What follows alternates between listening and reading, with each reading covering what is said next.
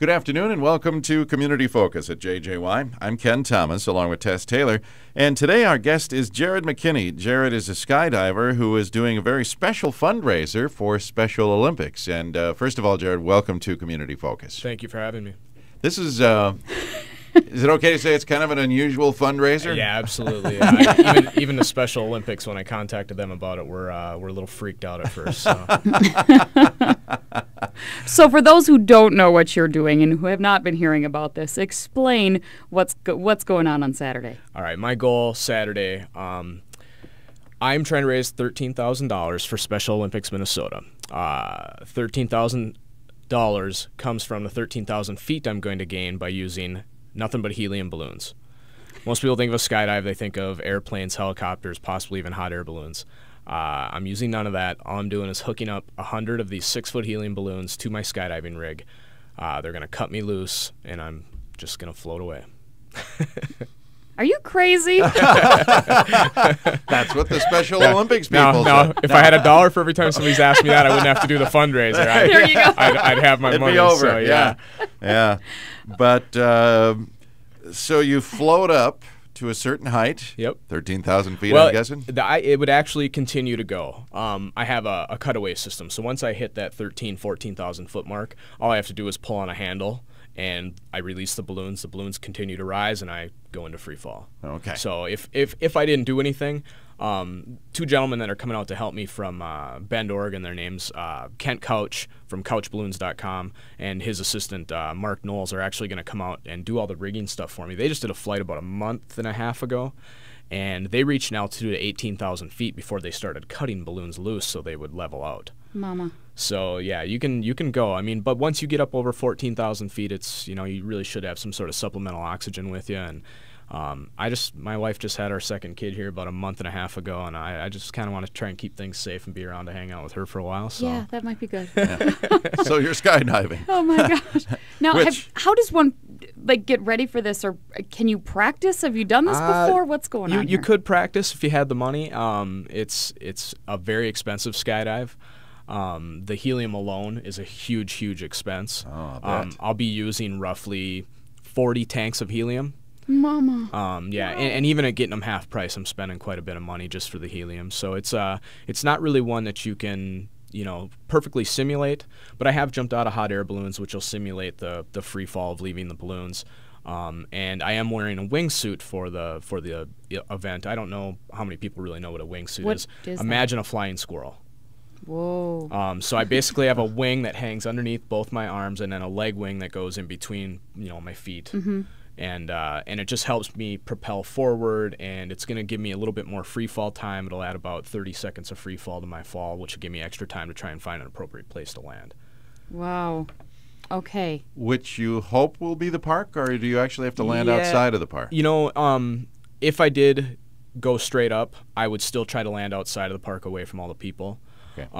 But the chances of me landing back at Paul Bunyan are pretty slim. I mean, once you get above the tree line, you're kind of at the mercy of the winds. Yeah. So at that point, you're just kind of scanning the cornfields and looking for one that, might have a soft landing. Yeah. Might. So, yeah. Now, wow. Obviously, you're a very experienced skydiver, though. I've got a little over 550, 560 skydives. Okay. So I'm a tandem instructor. I've got a coach's rating. So I've been doing it since August 20th of 2004. I did my first tandem. Okay, so now explain to us why the Special Olympics. Special Olympics has just been something that's been near and dear to my wife's hearts here for a while. We've done a lot of donating to them over the years, and the whole project of the balloons just kind of started as a selfish project. It was just something I just wondered if it would work. I mean, what kid hasn't looked at a bunch of helium balloons and gone, man, I wonder if I grabbed a hold of all of those, could I float around for a while, And I think it was the theory behind the movie Up, which just recently was on. Yeah. Absolutely. And the funny thing is I had all this stuff rolling, and then people were asking me, have you seen the movie Up? Have you seen the movie Up? And I had no idea there was this cartoon movie out about this guy who hooks up all these helium balloons to his house. So I had to go and find it and watch it. But so it did just kind of start off as a pet project, and once I started putting the cost of it all together, it just started to seem more and more selfish. And I just really wanted it to be something that if I was going to put that kind of time and effort and money into, I wanted it to benefit somebody. So I contacted our person at Special Olympics Minnesota, who was Pam Bird, and just gave her a rundown of what I was going to attempt to do and asked her if, they wanted to be involved. And she was very frantic at getting off the phone with me so she could contact their legal department.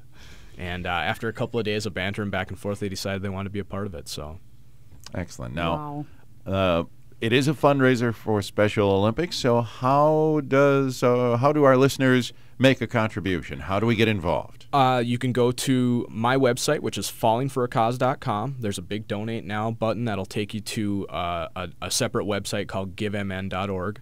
You can donate there. You can donate the day of the event.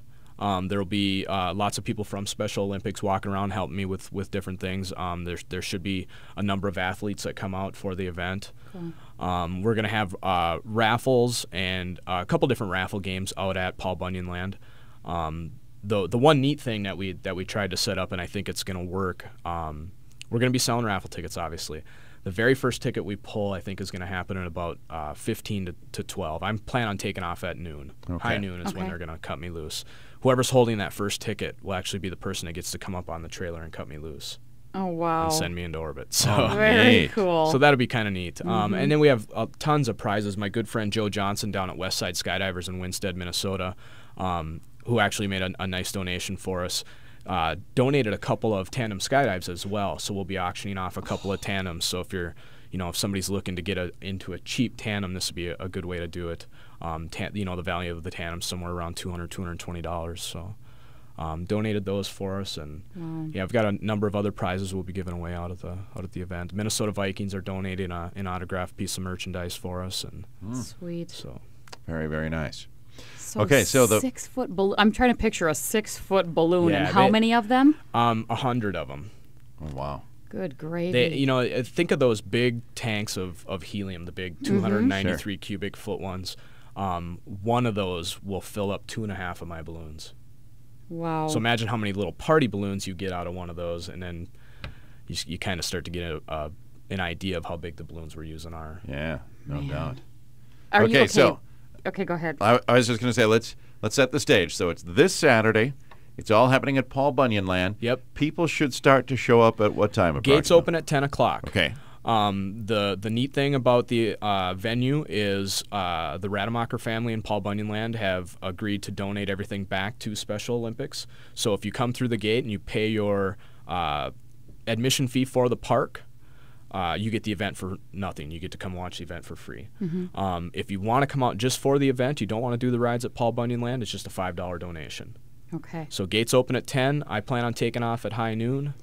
Now, this is weather permitting, right? Weather permitting. Do need to say that. Yep, weather permitting. We will do a backup plan for Sunday. If it doesn't happen Saturday, we'll do the exact same time on